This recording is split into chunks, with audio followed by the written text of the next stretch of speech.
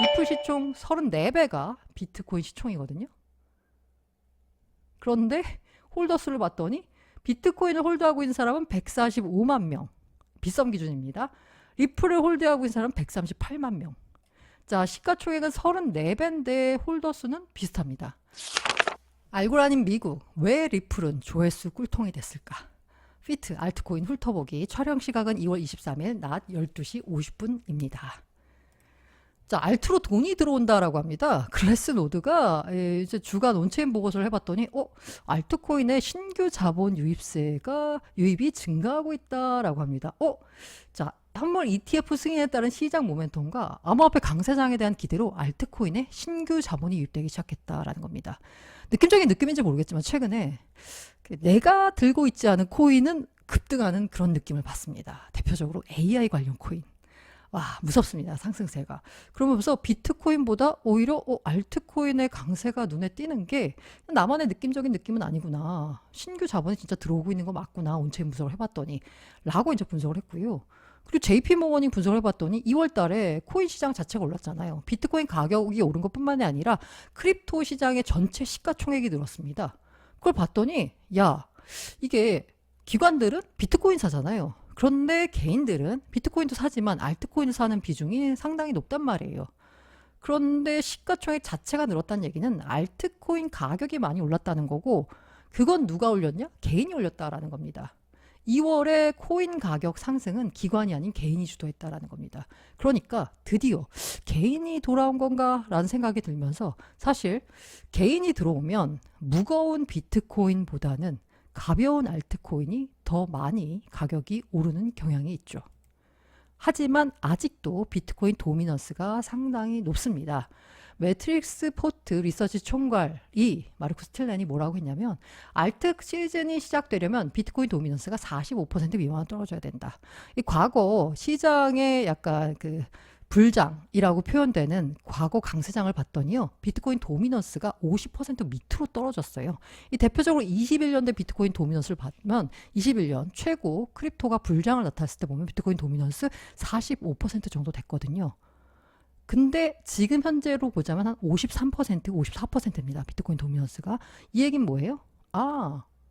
비트코인 도미넌스가 더 떨어져야지 알트코인 시즌, 뭐가 닭이고 뭐가 달걀인지 모르겠지만, 아무튼 이게 비트코인 도미넌스가 아직은 높기 때문에 알트 시즌이 왔다라고 보기는 어렵다는 거죠. 하지만 슬슬 시작 조짐은 보이고 있습니다. 그래서 알트 얘기를 훑어보려고 하다 보니까 제가 재밌는 트윗을 봤어요. 그래서 왜 알고라는 리플러에게 욕을 먹을까라고 했는데, 제가 사실 리플 관련된 얘기를 잘 안 합니다. 왜냐하면 초창기에 리플 관련된 얘기했다가, 제가 빵형 인터뷰도 한 사람이고, 했다가 뭔가 좋은 소리를 안 했나 봐요. 그래서 상당히 많이 혼이 났었거든요. 잘 몰라서 하는 소리다. 실제로 잘 모르기도 하고요. 근데 이제 그래서 자꾸 뭐만 얘기하면 혼나가지고 말을 잘 안 하고 있었는데, 왜 이렇게 다들 민감하실까를 봤더니, 빗썸에서, 이 디스프레드입니다. 빗썸에서 가장 많은 사람들이 보유하고 있는 코인은 뭘까? 이게 금액이 큰 게 아니고요, 사람들 숫자가 많은 겁니다. Number of holders, 투자자 숫자가 비트코인이 제일 많고요. 너무 당연하게 비트코인은 시가총액 1등이니까 2등은 이더리움이어야 될 것 같습니다. 시가총액으로 보자면. 하지만 리플입니다. 그리고 3위가 이더리움이고요. 이오스, 이캐시, 큐텀은 지난 불장의 잔재 같아 보이네요 라고 했어요. 자, 그럼 일단 밑에는 놔두고 차치하고 일단 위에만 볼게요. 자, 리플 시총이 지금 현재 29.63빌리언입니다. 1.01 트릴리언이에요, 비트코인이. 자, 리플 시총 34배가 비트코인 시총이거든요. 그런데 홀더 수를 봤더니 비트코인을 홀드하고 있는 사람은 145만 명. 빗썸 기준입니다. 리플을 홀드하고 있는 사람은 138만 명. 자, 시가총액은 34배인데 홀더 수는 비슷합니다. 게다가 리플보다 시가총액이 10배 이상은, 딱 봐도 10배는 10배 정도 커 보이는 이더리움의 경우에는요, 홀더 수가 오히려 확 떨어집니다. 74만 2천 명입니다. 그러니까 얼마나 우리나라 투자자들이 리플을 좋아하는지 알 수가 있겠죠. 다만 여기서 보시면 아까 큐텀, BSV, BTT 이런 데 보면 홀더 수가 상당히 많잖아요. 그 이유가 뭐냐면 이게 일각에서는 야, 이 홀더 수를 정말 유의미한 숫자를 들고 있는 사람으로 해석하기에는 조금 무리가 있다라고 하면서 이게 뭐 예를 들어서 뭔가 이게 거래를 하다가 0.1 이더가 0.1 리플이 남았어요. 뭐 하다가 팔다가 보면 이렇게 그렇게 남을 수가 있잖아요. 이런 잔챙이들이. 그럼 그 잔챙이들이 남았어도 그거를 홀더 수로 따진다라는 거죠. 그러니까 그 홀더한 사람조차 잊어버리고 있는 코인이 인데 홀더수로 체크가 되는 경우가 있기 때문에 지난 불장에 그렇게 잔캐시 이렇게 잔챙이 짜투리가 많이 남았던 코인들이 당연히 이제 위로 이렇게 홀더수가 많이 집계가 된 거고 이 리플의 경우에도 이게 17년에 그 어마어마한 17년 18년에 그 어마어마한 국내 투자자들이 사랑했던 그 코인이잖아요. 리플이 그 코인을 여전히 들고 있다라기보다는 그때 거래하다가 남은 짜투리 때문에 홀더수로 이렇게 카운트된 거 아니냐라고 분석도 하셨습니다. 네, 분석도 있습니다. 어쨌든 제가 왜 이렇게 리플 얘기만 하면 혼이 나는지 알았습니다. 국내에는 리플 투자자가 이렇게 많은 거였고요. 그렇다면 왜 17년, 18년에 이렇게 사람들이 리플을 많이 거래를 했을까를 보면 여러 가지 썰이 있는데요. 첫 번째 썰이 리플이 초창기에 다단계 업체가 강남에 있는 아줌마들을 중심으로 팔았다는 얘기가 있습니다. 강남에 있는 아줌마라고 표현하면 그렇고 약간 중장년층을 대상으로 다단계를 판매를 했습니다. 그때 당시 예를 들어서 해외에서 해외 거래소에서 5원인가에 거래가 되고 있는데 국내에서 이거를 다단계 업자들이 30원인가 뭐 하여간 100원인가 하여간 엄청난 폭리를 취하면서 팔았다는 거예요. 그런데 이제 나중에 이제 이 투자자들이 그 뭔가 저도 이게 카더라라고 전해지는 거라서 진짜인지는 모르겠지만 그래서 이걸 경찰에 이제 신고를 했는데 그 사이 빗썸에도 상장하고 막 이러면서 리플 가격이 막 급등하면서 500원 막 이렇게 되니까 이 그 투자했던 분들이 다단계로 투자했던 분들이 고소를 철회하고 그냥 코인을 받았다라는 그런 훈훈하게 마무리됐다. 그래서 뭐 이런 얘기가 있더라고요. 근데 여기서 또 버전이 있는 게 그래서 코인을 받았다가 있고 그 다단계로 판매했던 업자들이 중간에서 그걸 또 슈킹했다. 뭐 이런 버전도 있고. 그래서 어쨌든 중장년층 대상으로 초반부터 많이 퍼졌기 때문에 이렇게 홀더 수가 많다. 왜냐하면 그 이른바 신생 코인이나 아니면 잘 못 들어본 코인 같은 경우에는 이 디젠들 진짜 코인러들만 투자하잖아요. 근데 이 리플은 투자자의 이 폭이 굉장히 넓다. 그러니까 젊은 세대부터 중장년층까지 진짜 여러 세대에 걸쳐서 다 투자하다 보니까 투자 수가 이렇게 많은 거고 또 두 번째 제가 내세운 또 가정은 뭐냐면 한창 첫 번째 불장이 왔었던 17년, 18년에 업비트에서 이제 리플이 상장됐을 때 보면 리플 가격 자체가 그러니까 시가총액이 아니라요. 가격 자체가 동전이에요. 1,000원 지폐가 아닌 동전이다 보니까 초기에 시장에 들어온 사람들이 어디선가 많이 들어봤고 그리고 가격이 싼 그러니까 비트코인을 사러 들어와서 비트코인은 너무 비싸니까 그냥 싸 보이는 리플을 샀다라는 또 설이 있고요. 또 세 번째로는 당시 리플이 그렇게 이제 1차 불장 즈음해 가지고 많이 뉴스를 내보냈는데 리플 자체가 뭔가 송금을 위한 거잖아요. 이러니까 다른 되게 뜬구름 잡는 코인보다 목표가 명확했다는 거예요. 그리고 실사용 사례가 있었고 당시 리플이 이게 물론 XRP와 그 XRP 넷이라고 하나요? 그 리플 망을 사용하는 건 좀 별개의 문제인데 리플이 국내에 있는 여러 은행과 뭔가 MOU를 맺었다. 그 이제 송금 테스트를 해보기로 했다. 뭐 이런 뉴스들이 나오니까 은행도 껴있고 굉장히 직관적으로 이해하기 쉬운 외환 송금의 문제를 해결해주는 프로젝트다라고 하는 게 우리나라 사람들에게 어필을 하면서 투자자가 많아졌다. 게다가 투자하고 나서 리플 가격이 5,000원인가요?까지 치솟았잖아요. 500원 하던 게 5,000원. 한 달 만에 된 거니까 10배 그 급등한 기억까지 사람들한테 굉장히 즐거운 기억을 줘서 이렇게 많은 사람들이 투자한 게 아닌가라는 생각을 해보지만 알 수는 없습니다. 그래서 이제 리플 관련된 얘기를 조금 더 들고 와 봤는데요. 리플 관련돼서 뭐 나올 수 있는 가장 큰 호재라고 하면 ETF겠죠. 물론 이더리움이 더 한 단계 가까이 다가와 있긴 한데 이더리움 다음은 뭐지? 라고 하면 리플을 말하는 사람들이 있습니다. 관련돼가지고 리플 CEO가 XRP 현물 ETF에 긍정적이다. 본인이 긍정적이겠죠, 당연히.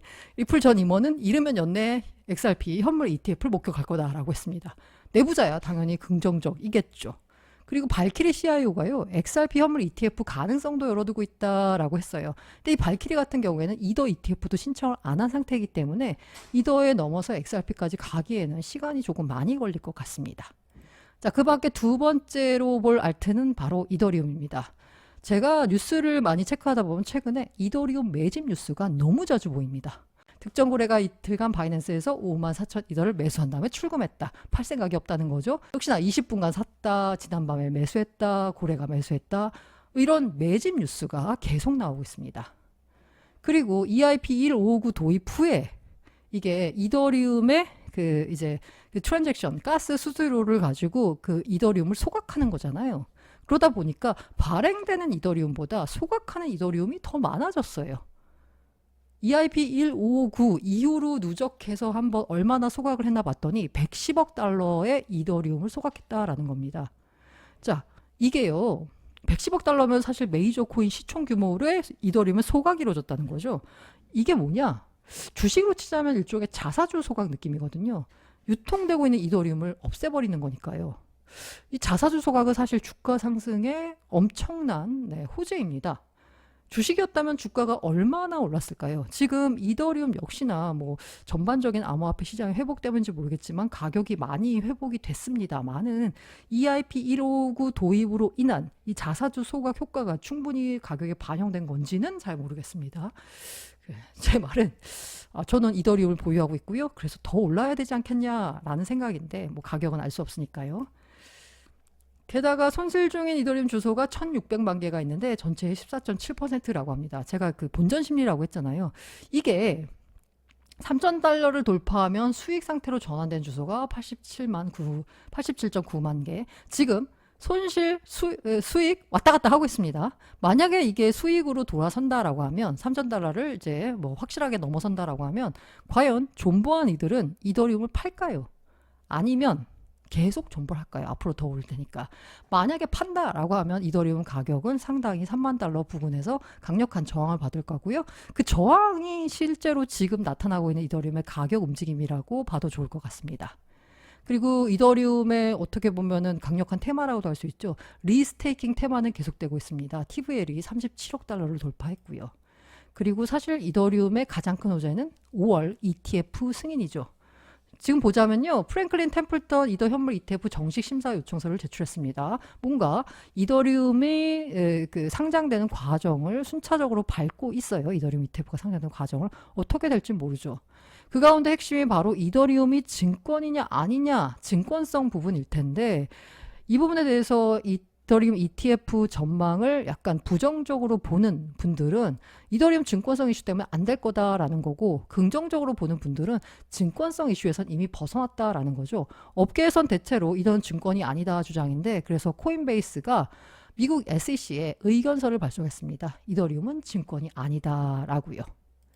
하지만 만약에 이더리움 ETF가 나오면 이더리움 중앙화 리스크를 키울 수 있다라는 경고를 S&P가 보고서를 통해서 밝혔습니다. 이게 무슨 얘기냐? 비트코인과 달리 이더리움의 생성은 포스 방식이잖아요. 프루프 오브 스테이크예요. 그러니까 스테이크, 지분이 많은 쪽이 의사결정을 하거든요. 근데 만약에 이더리움 현물 ETF가 나와서 그 이더리움 현물 ETF, 그러니까 비트코인의 예를 들어 블랙락 ETF처럼 자금을 끌어담으면 이들이 이더리움의 지분의 상당 부분을 소유하게 되는 거고 이렇게 되면 중앙화 문제가 크죠. 지금은 이 비트코인의 발행 POW 작업 증명 방식이기 때문에 이게 문제가 안 되는데 이더리움은 포스 방식이기 때문에 ETF가 중앙화 리스크를 키울 수도 있다라는 겁니다. 때문에 ETF 안 될 거다라고 보시는 분들도 있고요. 요거 관련돼서는 좀 더 지켜봐야 될 것 같고요. 뭐 ETF 문제가 걸려있긴 하지만 트레이더들의 경우에는 ETF는 상관하지 않고 지금 현재 강세에 베팅하고 있다라고 합니다. 트레이더들이 미 증권거래위원회의 이더 현물 ETF 승인 거부에 대한 리스크 해칭에 소극적인 모습을 보이고 있다. 그러니까 트레이더들이 뭔가 트레이드를 하려면 이거 거부되면 가격이 떨어질 테니까 뭔가 해칭을 해야 되는데 해칭을 안 한다는 거예요. 왜? ETF 승인과는 관계없이 어쨌든 이더리움은 강세를 보일 거다라고 트레이더는 베팅하고 있다는 겁니다. 자, 그리고 엔비디아가 코인도 구했습니다. 비트코인 가격도 약간 5만 달러를 가나 싶었는데 다시 상승적으로 방향을 틀게 만들었거든요. 그런데 비트코인은 비트코인인데 AI 코인들은 어마어마하게 상승을 시켰습니다. 특히 월드코인 같은 경우에는 야 이거 너무 많이 오른 거 아니야? 싶어서 아마 차익 매물 때문에 가격이 6달러까지 밀렸다가 다시 무섭게 올랐습니다. 역시 엔비디아 이러면서 AI 코인, 테마 코인들이 일제히 급등했습니다. 근데 매출액이요, 거의 10% 이상 추정치 비트했고요. 가이던스 역시 10% 정도 비트했습니다. 이 어마어마한 실적을 올린 거죠. 그러다 보니까 가격이 반응한 거고요. 그래서 월드코인 가격 보니까 어우 차트가 어마어마합니다. 이때가 언제냐? 소라가 나온 때예요. 오픈 AI의 동영상 생성 앱이죠. 소라가 나오니까 소라와 사실 월드코인과는 별 관계가 없습니다만은 샘 알트만이 주도한다라고 해서 공통점을 찾아서 가격이 반응했습니다. 올랐죠. 쭉쭉 올랐습니다. 그래서 무려 거의 8달러 분간까지 갔어요. 너무 많이 오른 거 아니야? 라고 해서 떨어졌습니다. 그래서 이제 떨어지고 싶었는데 엔비디아 실적이 나오면서 갑자기 불같이 반등했습니다. 그래서 무려 9달러 인근까지 갔어요. 그러다 보니까 월드코인이 8달러를 돌파하면서 완전 희석 시가총액, 그러니까 총 발행량으로 계산한 시가총액은 832.3억 달러를 넘어섰다. 물론 지금까지 원래 시가총액은 유통 시가총액으로 하거든요. 지금까지 유통되고 있는 시가총액, 코인으로 시가총액을 계산하는데 월드코인 같은 경우에는 아직까지 유통되는 코인이 그닥 많지가 않아요. 그런데 만약에 발행되는 코인 100억 개가 모두 다 발행이 됐다 치면 시가총액이 얼마냐? 832.3억 달러입니다. 자, 이는 월드코인 투자자인 샘 알트만이 창업한 챗 GPT 개발사 오픈 AI의 최근 기업가치 평가액 800억 달러보다도 큽니다. 물론 오픈 AI는 아직 상장을 안 했습니다. 그래서 지금 현재 VC들 투자를 받는데 800억 달러 가치로 투자를 받고 있고 상장을 하게 되면 시가총액은 더 늘어날 테지만 어쨌든 현재로서 보자면 지금 현재 오픈 AI 기업 가치 평가액보다 월드코인 그 시가총액이 완전 시가총액이 더 큰 상황이 펼쳐지고 있습니다. 이 과열은 경계해야 되는 거잖아요. 근데 계속 오르고 있습니다. 네. 그리고 AI 메타가 하여간 올해의 메타가 맞으니까요. AI 메타 뉴스 나오면 전달할 텐데 또 월드코인과 함께 패치 AI도 여기도 굉장히 패치 FET 여기도 코인 가격 굉장히 많이 올랐거든요. 또 그 엔비디아 실적과 함께 뭐 또 좋은 소식이 있었냐면 유럽 최대 통신사 도이치텔레콤의 전액 출자 자회사인 밸리데이터로 합류했다라고 하면서 뭔가 긍정적인 소식이 나오면서 FET 패치 AI도 굉장히 많이 급등했습니다. 그러면서 또 하나 또 볼 메타는 뭐냐면 비트코인 생태계 메타거든요. 이 만약에 이 비트코인은 사실 이제 지금까지는 디파이가 안 됐죠. 왜냐하면 그게 뭔가 스마트 컨트랙트 기능이 없으니까. 근데 이제 뭐 어떻게 해서 지금 현재 비트코인 생태계가 지금 커지고 있어요. 그러면 비트코인의 시가총액을 모두 갖고 올 수 있는 게 바로 디파이라서 판테라 캐피탈이 봤더니 비트코인 기반 디파이가 최대 4,500억 달러 유동성 확보가 가능하다라는 겁니다. 비트코인이 갖고 있는 시가총액 그 밸류를 디파이 시장으로 끌어올 수만 있으면 이더리움보다도 훨씬 큰 시장 생태계가 열리는 거죠. 최대 4,500억 달러 유동성 확보가 가능하다라면서 비트코인 생태계에 대해서 주목을 했습니다. 그래서 실제 이제 비트코인 생태계에서 주목하게 되면 비트코인 생태계 관련 코인들이 오를 거거든요. 뭐 어떤 게 잘 나갈까를 보는 기준 중에 하나는 뭐냐면 VC가 어디 투자하는지를 보면 되는데 비아 BTC 캐피탈이 레이어 2 프로젝트 BEVM의 전략도 투자했다. 비트코인 도그가 310만 프리세일 펀딩을 완료했다. 뭐 이런 여러 가지 뉴스 나오고 있습니다. 그러다 보니까 요새 비트코인 생태계가 크다 보니까 개나 소나 나는 비트코인 레이어 2예요 라고 주장을 하고 있습니다. 그러다 보니까 비트코인 매거진, 비트코인 쪽에 정통한 매거진이죠. 여기 아마 비탈릭 부테린이 뭔가 글을 써가지고 비트코인으로 뭔가 그 원고를 받았던 곳이기도 합니다. 여기서 보도 준칙까지 마련했습니다. 개나 소나 다 나는 비트코인 레이어 2야 라고 하니까 아무나 레이어 2라고 하지 말자. 우리가 좀 검증을 해보자. 어떻게? 비트코인을 기본 자산으로 삼아야 되고 비트코인을 결제 메커니즘으로 트랜잭션이 작동해야 되고 레이어 2 사용자는 레이어 1으로도 자산을 옮길 수 있어야 하고 비트코인 메인넷에 의존해야 된다라는 겁니다. 가끔 우리는 비트코인 레이어 2야 라는데 코인은 ERC20으로 발행해요. 이게 말이 안 되잖아요. 그래서 이렇게 보도 준칙을 마련했다는 겁니다. 그리고 아발란체 같은 경우에는 리얼 월드 에셋 RWA 테마고요. 이게 최근에 이제 폴리곤이 조금 약간 뭔가 잘 뉴스에서 안 보여요. 미 스포츠 매체 NFT 티켓통 플럼 네트워크를 폴리곤에서 아발란체로 바꿨다는 겁니다. 아발란체가 기업들과의 협업 관계를 늘리면서 RWA 쪽에 뭔가 메타 테마로 작용하고 있고요. 근데 사실 뭐 RWA의 핵심 메타는 체인링크죠. 세계 주요 은행 실물자산 토크화 작업에 돌입했다라면서 말을 했습니다. 그러면서 요게 왜 중요하냐? 여기 가격 피드를 제공하는 것이 바로 체인링크죠. 때문에 실물 자산을 토큰화할 때는 네, 체인링크가 반드시 필요하게 됩니다. 체인링크 가격 흐름도 잘 보시길 바라겠고요. 그런데 반면에 네, 여러 가지 메타 가운데 밈코인 메타가 같습니다. 보시면 아시겠지만 언제적 밈코인이냐 싶을 정도로 지금 밈코인은 우리의 그 머릿속에서 지워졌어요. 실적이 저조한데 비트코인과 이더리움 투자에 집중된 영향이고 최근은 사실 메타가 가고 밈코인 메타가 가고 근데 AI 메타로 완전히 옮겨간 모습입니다. 이 와중에 아서 헤이즈가 자기가 본인 픽을 썼어요. 시장 내러티브를 전망하면서 6개 프로젝트를 주목한다라면서 본인 픽을 했습니다. 과연 이 픽이 본인이 투자한 건지 어쩐지 모르겠지만 네. 뭐 어쨌든 주목한다는 거니까 눈여겨보면 좋을 것 같습니다. DYDX GMX, 탈중앙화 거래 프로토콜, 파생상품 거래 프로토콜이고요. 디파이 수익률 프로토콜 팬들, NFT 및 디파이 플랫폼 엘릭서, L1 네트워크 플레이어, 앞서 말씀드린 USDE라는 스테이블 코인을 발행하는 에테나랩스, 블록체인 상호운용 프로토콜 악셀라. 이걸 주목했습니다. 혹시 여러분들도 뭐 보실 때 참고하시길 바라고요. 그런데 제가 재밌는 게 취미생활방에서 갖고 왔는데 아서헤이즈가 트윗을 올렸나 봐요. 파일코인이 불리시하다라고 트윗을 남겼는데요. 이 파일코인이 그야말로 진짜 어마어마한 하락률을 보여준 코인이거든요. 초기에는 엄청난 이슈가 됐다가 그 다음에 그 그래프를 보시면 아시겠지만 지금 여기 잘라서 그렇지 이 앞에 그래프를 보시면 그냥 쭉 떨어졌었거든요. 전고점 회복하려면 아직 멀었습니다. 몇백 달러 하던 게 지금 현재 가격이 이렇게 이제 많이 떨어진 상태인데 그래서 근데 이 형 이제 그냥 지르는 포지션으로 바뀐 건가? 그 아서헤이즈가 약간 작두 탁다라는 말 정도로 잘했는데 픽을 과연 이 픽이 이제 맞을지 이건 잘 모르겠는데 참고해 주시기 바라고요. 그리고 요새 또 가장 뜨는 또 VC가 어디냐면 DWF 랩스입니다. 뭐 말이 많습니다. 여기가 뭐 MM 돌려가지고 개미들 등쳐먹는다 여러 가지 말이 많은데 이 DWF 랩스가 투자한 코인들이 오르는 경향이 있어요. 그래서 이게 안 볼 수가 없는데 문제는 뭐냐면 다 오르는 게 아니에요. 급등하는 토큰이 따로 있다라는데 제가 최근에 본 것 중에 그 이제 AI 코인이라서 FET를 열심히 봤거든요. 와 이거 진짜 얼마 오르게 자스민 이것도 엄청 오르는 거예요. 이게 뭐야? 라이브 히어라는 리트도 올랐고 이게 뭐야 싶어가지고 와 지금 뭐 얘네 진짜 장난 아니네. 투자는 이렇게 해야 되는데 라는 생각이 들었는데 이게 분석을 해봤더니 DWF 랩스가 투자한 코인들이 다 오르는 게 아니라 따로 있다. 조건이 맞아야 된다. 뭐냐? 7일간 가격 상승률이 10% 미만. 그러니까 급등한 걸 더 올리려면 힘들어요. 그러니까 지금까지 안 오른 거. DWF 롭스의 포지션 가치가 100만 달러 이상.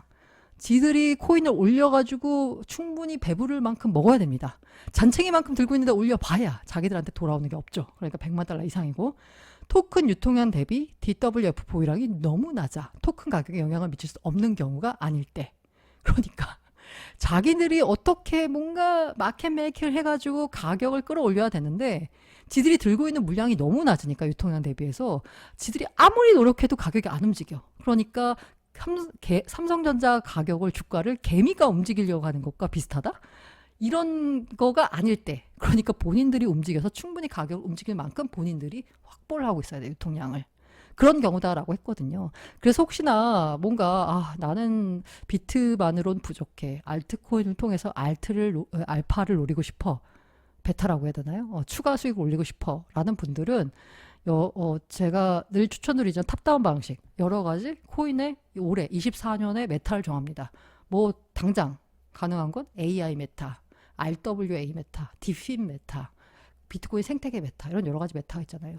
그럼 메타 가운데 가격이 가장 잘 유망할 것 같은 메타를 고른 다음에 그 해당 메타에 있는 주요 대표적인 코인들을 고릅니다. 거기서 본인과 맞는 코인을 선택하는 탑다운 방식이 좋고요. 이 해당 코인을 골랐는데 이 코인이 아니면은 이렇게 유명한 사람이나 아니면 유명한 VC들이 투자한 코인들을 투자한 그 여러 가지 카테고리를 놓고 그 상황에 맞춰서 본인의 투자 코인을 고르는 거, 뭐 이것도 방법이 될 것 같고요.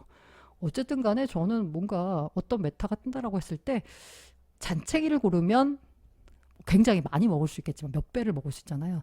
근데 잔챙이보다는 일단 대장주를 고르라고 하잖아요. 주식시장에서도 대장 코인을 골라가지고 좀 엄청나게 많이 먹지 못하지만 비트코인보다는 더 높은 수익을 기록할 수 있지만 상대적으로 알트코인 코스가 가운데서 리스크가 작은 투자를 하는 게 어떨까라는 생각이 드는데요. 모든 투자 판단과 그에 따른 투자 결과는 투자자 본인의 몫이니까 알트코인 투자는 정말 조심하셔서 하시길 바랍니다.